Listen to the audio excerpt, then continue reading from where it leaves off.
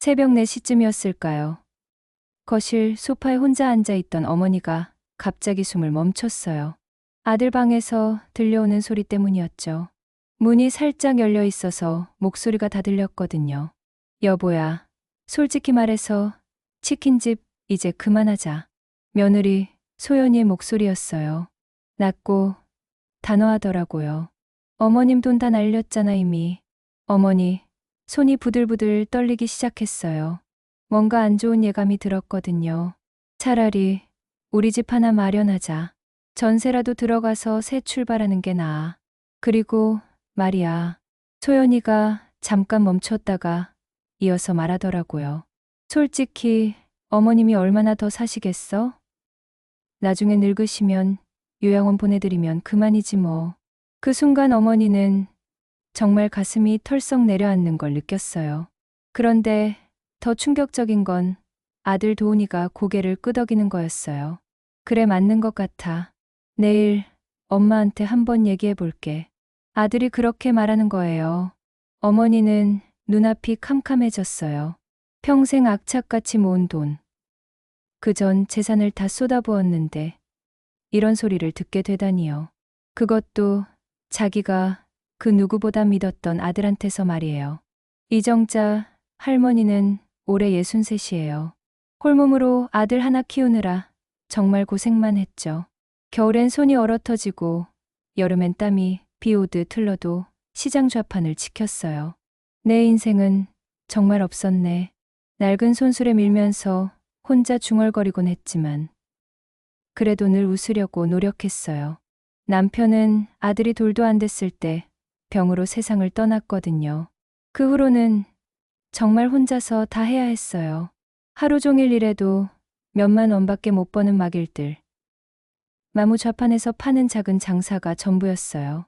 아들 김도훈이는 33이에요. 어렸을 때부터 성격이 무던하고 순했어요. 그런데 좀 무책임한 면이 있었죠.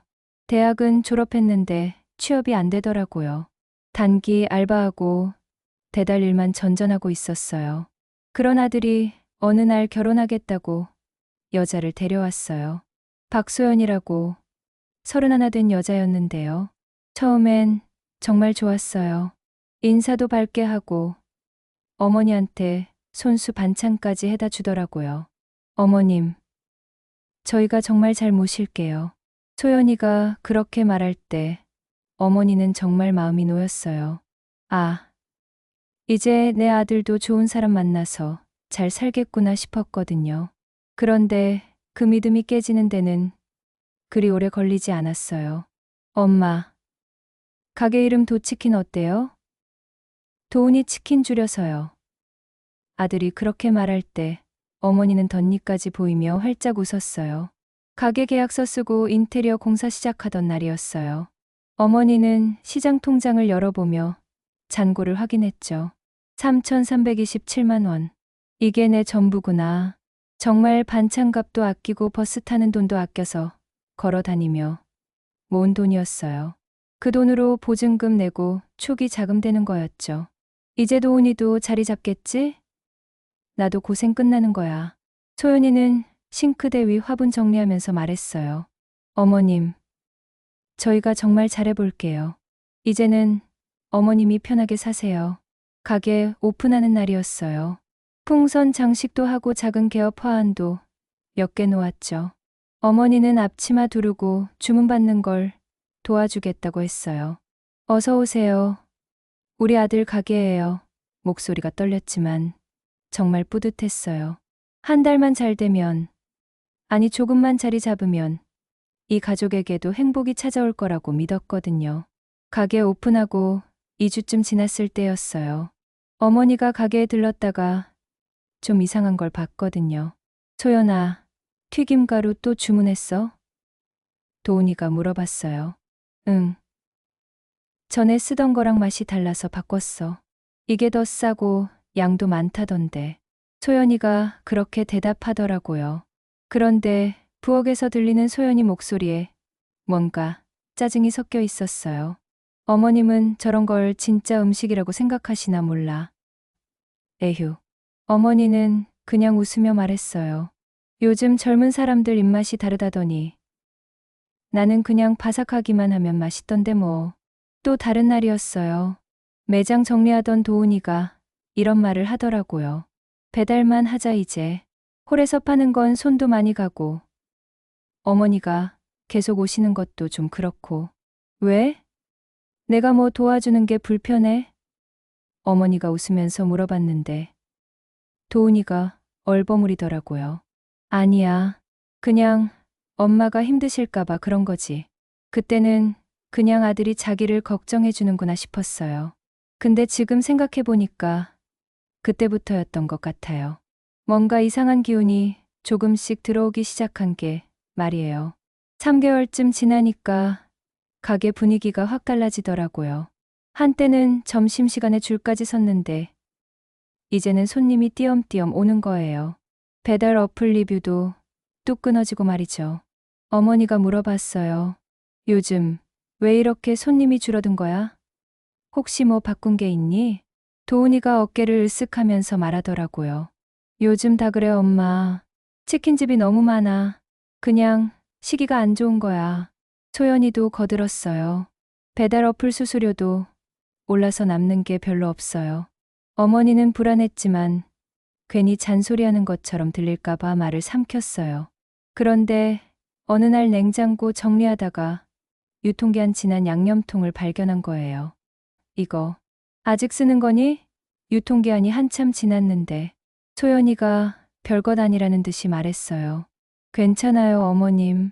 저희가 다 체크하고 있으니까요. 근데 그날 이후부터 고객 불만이 더 자주 올라오기 시작했어요. 기름에서 쩐내가 나요. 치킨 색깔이 이상해요. 이런 리뷰들을 보면서 어머니는 정말 한숨이 나왔어요. 오후 3시쯤이었어요. 가게가 한산한 시간이라 어머니가 쓰레기통 비우려고 주방으로 들어갔거든요. 그런데 소연이 표정이 확 굳어지는 거예요. 어머님, 여기 안 오셔도 돼요. 저희끼리 할게요. 아니야. 가게에 내 돈도 들어갔는데 그냥 도우려는 거야. 그 말을 듣고 소연이가 짧게 웃더니 조용히 말하더라고요. 솔직히 말하면 도와주신 건 맞지만 지금은 저희 가게잖아요. 어머니가 깜짝 놀라서 말했어요. 그게 무슨 말이니? 내 돈이 다 들어간 가게인데. 도훈이가 상황을 정리하려고 끼어들었는데 엄마, 그냥 집에서 쉬셔. 너무 자주 오시니까 민폐가 될 수도 있잖아. 그 말을 들은 순간 어머니는 차가운 주방 바닥을 바라보며 조용히 혼잣말했어요.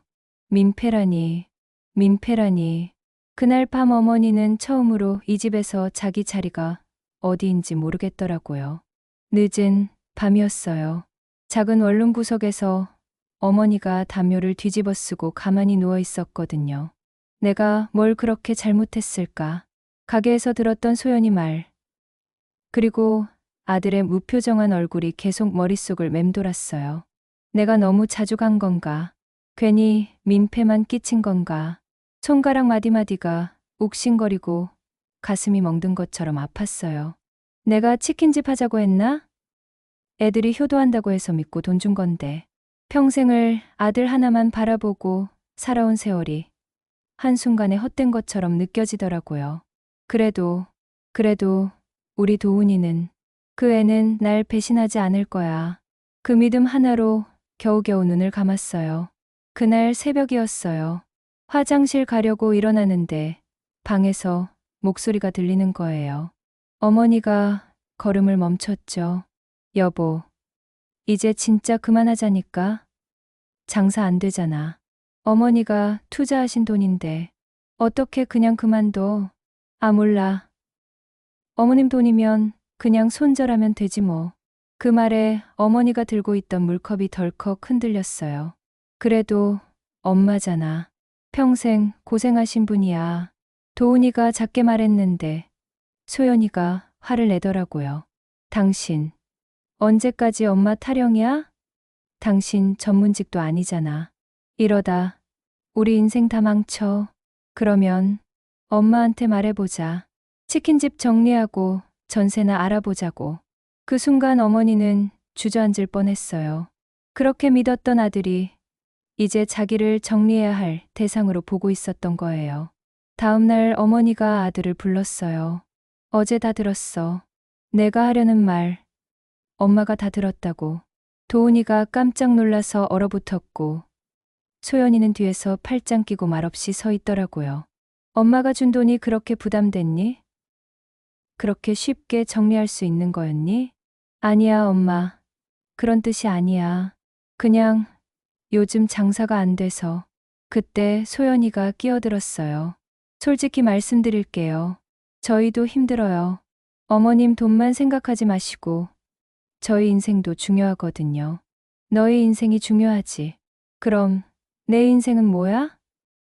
내가 평생 뭘 위해 살았는데? 어머니 눈에 눈물이 고였는데도 아들은 끝까지 똑바로 쳐다보지 못했어요. 며칠 후에 어머니가 가게를 다시 찾아갔어요. 이번에는 돈을 돌려달라고 하려고 결심하고 간 거였어요. 도훈아, 내가 힘든 거 엄마가 안다. 하지만 이건 내 전 재산이야. 차라리 가게 팔고 반이라도 돌려줘. 도훈이가 그 말을 듣고 고개를 돌리더니 이미 마이너스야. 돌려줄 돈 없어. 그게 무슨 말이야. 가게 연지 몇 달밖에 안 됐는데. 소연이가 차갑게 말했어요. 어머님, 가게 접을 생각 없으시면 그냥 손 떼세요. 저희도 더 이상 얽히고 싶지 않거든요. 그 순간 어머니는 깨달았어요. 자기는 이제 이 집에서 필요 없는 존재라는 걸 말이에요. 집으로 돌아온 어머니가 조용히 아들 명의로 되어 있던 통장을 정리했어요. 자기 앞으로 남은 잔액이 12,400원을 보면서 혼잣말을 했죠. 이제 정말 나 혼자구나. 며칠 후에 어머니가 가게 앞을 지나가고 있었어요. 그런데 우연히 배달기사들이 얘기하는 소리를 들은 거예요. 여기 또 밀렸대. 지난달에도 못 받은 거 있잖아. 여기 사장 부부 돈 다 날리고 이사 간다더라고. 어머니가 깜짝 놀라서 급히 가게 문을 열고 들어갔어요. 이게 다 무슨 소리야? 도훈아, 너희 지금 무슨 일이 있는 거야? 도훈이가 고개를 푹 숙이고 말하더라고요. 엄마, 우리 카드 대금도 밀렸어. 재료값도 못 줘서 업체에서 납품 중단했어. 그럼 그 많은 돈은 다 어디로 간 거야? 소연이가 차갑게 말했어요. 인건비, 광고비, 수수료. 생각보다 돈이 너무 빨리 나갔어요. 어머니가 벽을 짚고 겨우 서면서 말했어요. 그 많은 돈을 몇 달 만에 다 날렸다고? 이제 가게는 빚덩어리가 돼 버렸고 어머니의 노후라는 말은 더 이상 존재하지 않게 됐어요. 며칠 동안 아무도 어머니를 찾지 않았어요. 가게는 연락이 끊어졌고 아들은 전화도 받지 않았죠. 어머니는 시장 좌판 앞에 앉아서 나무다발 정리하면서 혼자 중얼거렸어요.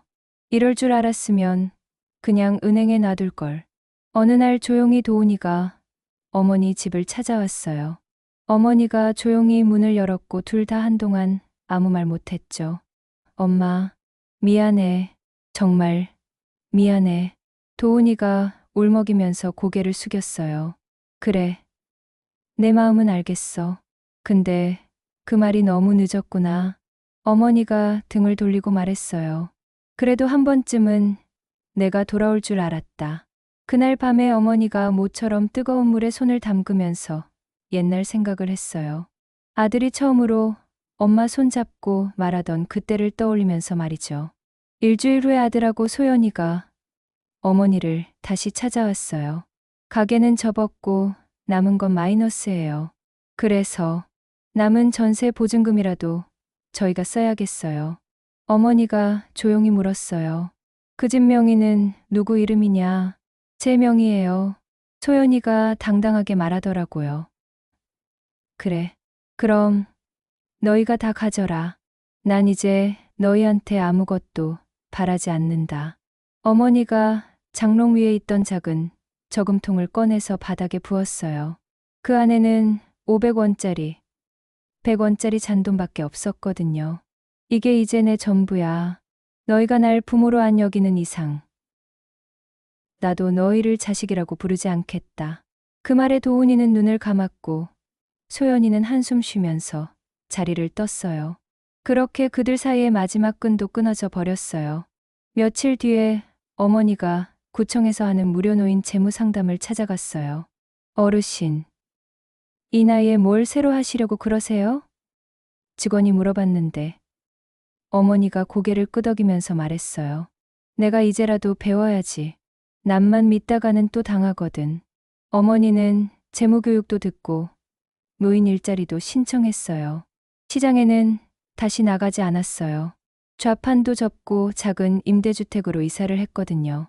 그런데 그날 도훈이가 다시 찾아온 거예요. 엄마, 우리 다시 시작할 수 없을까? 하지만 어머니는 고개를 저었어요. 너한테는 기회를 줬어. 근데 날 단 한 번도 보호하려고 하지 않았잖아. 그게 다야. 그 말에 도훈이는 더 이상 아무 말도 못했어요. 그날 문이 닫히는 소리와 함께 어머니가 벽에 기대면서 조용히 말했어요. 사랑은 믿음이 남아있을 때 하는 거야. 그날 이후로 어머니는 더 이상 뒤돌아보지 않았어요. 자기 남은 시간을 스스로를 위해 쓰기로 결심한 거죠. 햇살 좋은 어느 날이었어요. 작은 공원 벤치에 앉아서 햇빛을 쬐고 있는 어머니 모습이 보여요. 손에는 재무 수첩이 들려 있고 가방 속에는 오늘 배운 신문기사 스크랩이 한가득 들어 있어요. 늦게 배운 게 많아도 이제는 후회 안 하려고요. 옆자리에 앉은 할머니한테 어머니가 웃으면서 말해요. 누군가에게는 부모의 모든 것이 당연할 수 있지만 누군가에게는 그 모든 것이 인생의 전부였을 거예요. 돈보다 더 무서운 건 그 돈에 담겨 있던 믿음을 배신당했을 때의 허탈감이 아닐까 싶어요. 여러분은 어떻게 생각하세요? 자식에게 모든 걸 내어주는 게 정말 부모의 도리일까요? 댓글로 여러분 생각을 들려주세요. 그리고 이 사연 속 어머니 같은 분이 주변에 계시다면 지금 한번 안부 전화를 드려보는 건 어떨까요?